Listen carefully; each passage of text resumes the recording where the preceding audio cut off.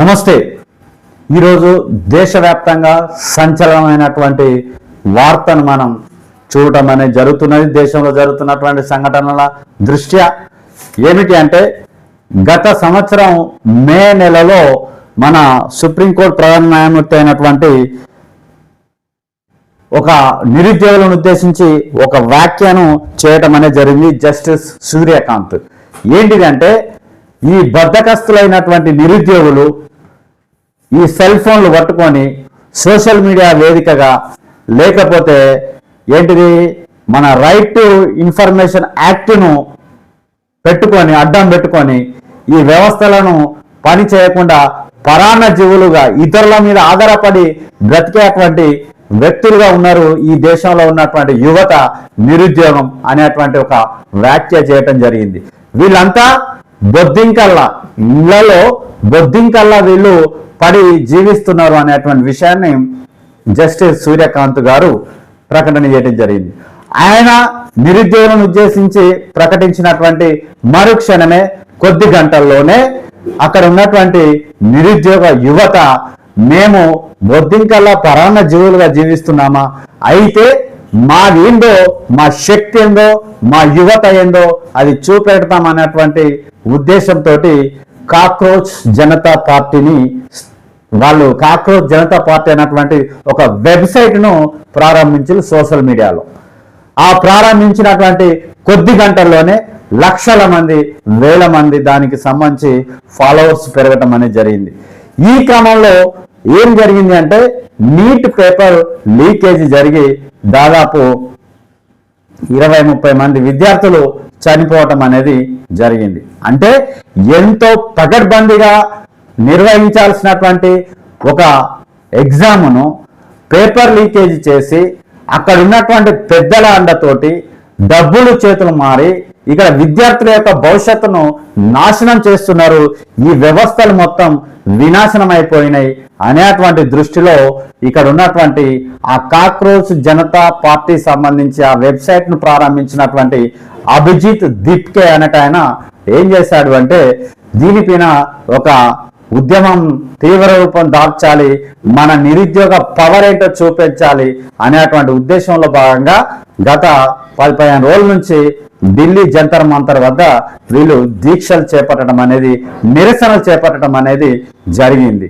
అయితే మొదటగా ఈ నిరసనలు తక్కువ అంచనా వేసినటువంటి కేంద్ర ప్రభుత్వం వీళ్ళ యొక్క డిమాండ్ ఏంటి, ఈ విద్యా వ్యవస్థ వినాశనం అవుతున్నది, ఈ వినాశనం అవుతున్నటువంటి విద్యా వ్యవస్థను కాపాడాలి, అలాగే అక్కడ ఉన్నటువంటి విద్యాశాఖ మంత్రి ధర్మేంద్ర ప్రధాన్ రాజీనామా చేయాలనేటువంటి ఒక డిమాండ్ తోటి వీళ్ళు ముందుకు రావటం అనేది జరిగింది. ఈ క్రమంలోనే గత 15 రోజుల నుండి జరుగుతున్నటువంటి ఈ ఢిల్లీలో జరుగుతున్నటువంటి పరిణామాల దృష్ట్యా మొత్తానికి ప్రభుత్వం గద్దె దిగి రావటం అనేది జరిగింది. ఇక్కడ ఉన్నటువంటి వ్యక్తులతోటి, ఆ కాక్రోచ్ సంబంధించినటువంటి వ్యక్తులతోటి సంభాషణ చేసి అక్కడ ఉన్నటువంటి వాళ్ళతోటి రాయబారం నడిపి మొత్తానికి కొన్ని డిమాండ్స్ను వీళ్ళు తలోకి చివరికి ధర్మేంద్ర ప్రధాన్ కేంద్ర మంత్రితోటి రాజీనామా చేపించడం అనేది జరిగింది. ఓకే, ఇక్కడ వరకు మనం ఇప్పుడు ఉన్నటువంటి పరిణామంగా జరిగినటువంటి వ్యవస్థగా చూసుకోవచ్చు. అయితే దీన్ని మనం ఏ రకంగా గమనించాలి అంటే, ఇది ఒక వ్యవస్థను మార్పు తీసుకురావడానికి ఒక నిరుద్యోగిగా ఉన్నటువంటి ఒక యువకుడు ఏదైనా చేయగలడు, ఏదైనా సాధించగలడు అనేటువంటి ఒక సంకేతాన్ని మాత్రం ఇది ఇవ్వటం అనేది జరుగుతున్నది. ఇప్పుడు ఉన్నటువంటి యువతకు ఇది ఒక ఆదర్శంగా రావటం అనేది జరుగుతున్నది. ఏం జరుగుతున్నది మన దేశంలో? మన దేశంలో జరుగుతున్నటువంటిది వ్యవస్థ ఏంటిది అంటే, ఒక రకంగా రాచరికమే జరుగుతున్నది, ఒక రకంగా రాచరిక వ్యవస్థే జరుగుతున్నది. మనం గతంలో ఎప్పుడో చదువుకుంటాం మనం పుస్తకాలలో, ఏంటిది మొఘల్ సామ్రాజ్యం ఉండే, మొఘల్ సామ్రాజ్యంలో వీని కొడుకు వాడు, వాని కొడుకు వీడు, వీని కొడుకు వాడు, వాడు వాడు ఇట్లనే వచ్చింది. అది రాచరిక పాలన అన్నాం, నియంతృత్వ పాలన అన్నాం. తర్వాత బ్రిటిష్ వ్యవస్థ వచ్చింది, వాళ్ళు నియంతృత్వమే, నిరంకుశమే జరిగింది. ఓకే, మరి ఇప్పుడు నడుస్తున్నటువంటి స్వతంత్ర భారతదేశం వచ్చిన దగ్గర నుంచి నడుస్తున్నటువంటి వ్యవస్థ ఏంటిది అంటే నాయకుని కొడుకు నాయకుడే, లీడర్ కొడుకు లీడరే, ఈ ఓటర్ కొడుకు ఓటరే. అంటే సామాన్యుని కొడుకు సామాన్యుడిగానే ఉంటున్నాడు, సామాన్యుడు సామాన్యుడిగానే జీవిస్తున్నాడు, సామాన్యుడు సామాన్యుడిగానే చచ్చిపోతున్నాడు. ఒక్కసారి ఎమ్మెల్యే ఒక్కసారి ఎంపీ అయినటువంటి ఒక కుటుంబం ఒక నాయకుడు ఎవరైతే ఉన్నారో అది వంశం కంటిన్యూ అవుతూనే ఉన్నది.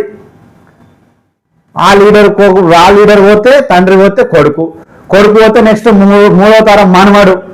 చూస్తున్నాం ఇప్పుడు మనం తెలంగాణ రాష్ట్రంలో మనం గమనిస్తున్నాం. మన సంబంధించినటువంటి నాయకులు అంటే చోటా మోటా గల్లీ స్థాయి సంబంధించినటువంటి లీడర్లు ఎవరైతున్నారో వీళ్ళు కూడా వాళ్ళకు క్యాడర్లుగా మారుతున్నారు. ఏంటిది ఆయన కొడుకు ఫస్ట్ తండ్రిని మోస్తారు జిందాబాద్ అని, తర్వాత కొడుకుని మోస్తాడు జిందాబాద్ అని, తర్వాత ఇప్పుడు మనవన్ని మోసేయడానికి సిద్ధంగా ఉన్నారు మనోళ్ళు. అంటే ఎన్నడూ మనోళ్ళు పల్లెకి మోయడానికే సిద్ధంగా ఉన్నారు. కానీ మనం ఎదగాలి, మనం ఎమ్మెల్యేలం కావాలి, మనం ఎంపీలం కావాలి. ప్రజాస్వామ్య వ్యవస్థలో ఎవరైనా ఏదైనా సాధించవచ్చు. ఒక వాళ్ళే పోటీ చేయాలి, ఒక ఆ వంశమే రావాలి, లేకపోతే ఆ కమ్యూనిటీ ఆ క్యాస్టే అనేది ఏమీ లేదు. ఇప్పుడున్నటువంటి వ్యవస్థకు మాత్రం ఇప్పుడు ప్రపంచం మన గుప్పిట్లోకి వచ్చింది ఒక సోషల్ మీడియా వేదిక ద్వారా. కాబట్టి మిత్రులారా, సామాన్యుడు తలుసుకుంటే ఏదైనా చేయగలడు, ఏదైనా సాధించగలడు అనేటువంటి దానికి మనం నిదర్శనమే ఈ కాక్రోచ్ సంబంధించినటువంటి ఈ వ్యవస్థగా మనం అర్థం చేసుకోవచ్చు.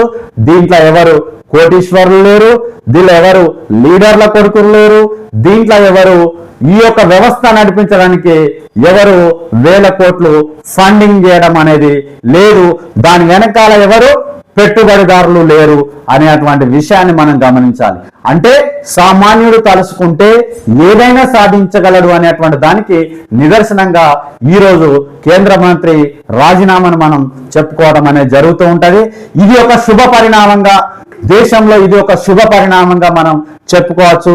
ఇదే అంశాన్ని ఇదే వ్యవస్థను ఆ యొక్క అవినీతి సంబంధించినటువంటి రాజకీయ వ్యవస్థ ఏదైతే ఉందో దీన్ని అణచివేయడానికి ఈ యొక్క పేపర్ లీకేజీలు కానివ్వండి, లేకపోతే వేల కోట్ల లక్షల కోట్ల స్కాములు కానివ్వండి, ఇవన్నింటినీ బయటకు తీయడానికి మనం ఇది ఒక వేదికగా, ఇది ఒక అంశంగా, దీన్ని ఒక ఆదర్శంగా తీసుకొని మనం ముందుకు పోవటం అనేది జరగాలి. ఈ పల్లకిలు మోయడం అనేది బంద్ చేయాలి, పల్లకిలు మోయడం అనేది బంద్ చేసుకోండి. మీరు లీడర్లుగా ఎదగండి, వ్యవస్థను మీ చేతుల్లోకి తీసుకోండి, మీరు ప్రజాస్వామ్యంలో పాలకులుగా ఎదగండి. అంతేగాని పాలితులుగానే చనిపోవద్దు. చరిత్రలో మనం ఒక వ్యక్తిగా ఒక శక్తిగా గుర్తించబడాలి. అది దాని కొరకే మనం బ్రతకాలి అనేటువంటి విషయాన్ని గమనించాలి. జై హింద్.